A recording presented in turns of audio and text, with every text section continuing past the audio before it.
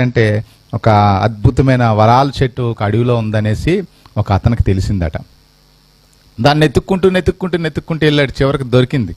మధ్యాహ్నం సమయం అయిపోయిందట. అంటే దేవుడు ఎంత శక్తిమంతుడు ఇదనాన్ని మీరు తెలుసుకోవాలి. ఎందుకంటే దేవుని యొక్క వాక్యం సెలవిస్తుంది, ఆయన మహిమైశ్వర్యంలో ప్రతి అవసరత, ఆయన ఎటువంటి వాడైనా మహిమైశ్వర్యం కలిగిన వాడు. ఆయన అపోస్తలుడైన పౌలు అంటాడు, సమీపింపరాని తేజస్సులో అమరత్వం కలిగి ఆయన మహిమైశ్వర్యం ఏ అవసరతనైనా తీర్చగలదు. నీ దగ్గర ఉన్న నా దగ్గర డబ్బు ఉంటుంది, కొంచెం అవసరతలే తీర్చగలదు.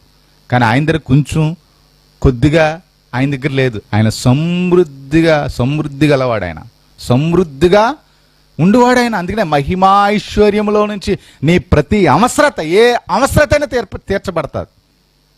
మొత్తానికి చెట్టు దొరికిందట. దొరికిన తర్వాత ఆ అమ్మాయి అనుకున్నాడట. అనుకుని మధ్యాహ్నం కాల సమయం అయిపోయిందట. అప్పుడు అనుకున్నాడట, అసలు ఇది చేస్తుందో లేదో అనుకుందాం అనేసి, నాకు ఆకలిగా ఉంది, వేడివేడిగా భోజనం ఉంటే బాగున్ను అనుకున్నాడట. అనుకోవడం తరువే వెంటనే ఏమొచ్చిందట, భోజనం వచ్చిందట. భోజనం తినేసిన తర్వాత అయ్యో మంచినీళ్ళు ఉంటే బాగున్ను, మంచినీళ్ళు లేక చాలా ఇబ్బంది పడుతున్నాను అనుకునే లోపలనే పక్కన కూజోలో మంచినీళ్ళు వచ్చినాయట. భోజనం చేసేసాడు, తాగేశాడు, మంచినీళ్ళు తాగేశాడు, చక్కగా ఉన్నాడు. ఈ లోపల అనుకున్నట్ట విశ్రాంతి తీసుకోవడానికి ఏమన్నా ఉంటే బాగుండు, ఉయ్యాల లాంటిది ఉంటే బాగుండు అనుకుంటే ఉయ్యాలు వచ్చిందట. ఉయ్యాల్లో ఉండి విశ్రాంతి తీసుకుంటున్నాడట. అప్పుడు అనుకున్నాడట, అమ్మో ఇంత భయంకరమైన అడవిలో నాకు తెలియకుండానే చాలా దూరం వచ్చేసాను, ఘోరమైన సింహాలు పులులు ఉంటాయేమో అనుకున్నాడట. కట్టగా ఎదురుగా సింహం ఉందట. ఎదురుగా ఏముంది, సింహం ఉంది. అయ్యో ఇంత భయంకరమైన సింహం నా ముందుందే, ఇది నా మీద పడి చీల్చేస్తాదేమో అనుకున్నాడట. వెంటనే మీద పడి చీల్చేసి చంపేసిందట. దేవుని స్తోత్రం, హల్లెలూయా.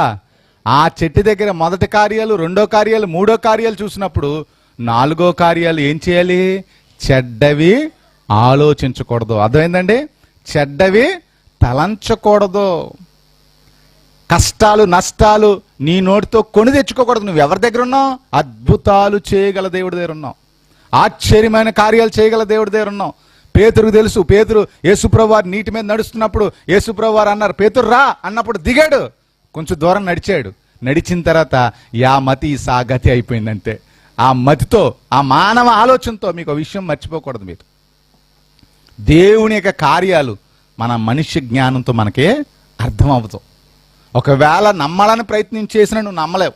మరి దేన్ని బట్టి మనం నమ్మగలం అంటే దేవుని వాక్యాన్ని బట్టే మనము నమ్మగలం. అందుకని నన్ను అడుగువారికి నిశ్చయముగా అనుగ్రహించువాడనియో, ధారాళముగా దయచేవాడనియో నమ్ముడి అని